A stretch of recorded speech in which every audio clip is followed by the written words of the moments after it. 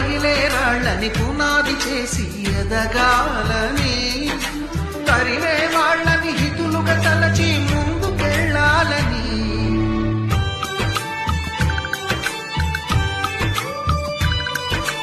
కన్నుల నీటిని కలల సాగుకై వాడుకోవాలని, కాచే నిప్పుని ప్రమిదగా మలచి కాంతి పంచాలని, గుండెతో ధైర్యం చెప్పెను, చూపుతో మార్గం చెప్పెను, అడుగుతో గమ్యం చెప్పెను, నేనున్నానని నేనున్నానని, నీకేం కాదని నిన్నటి రాతని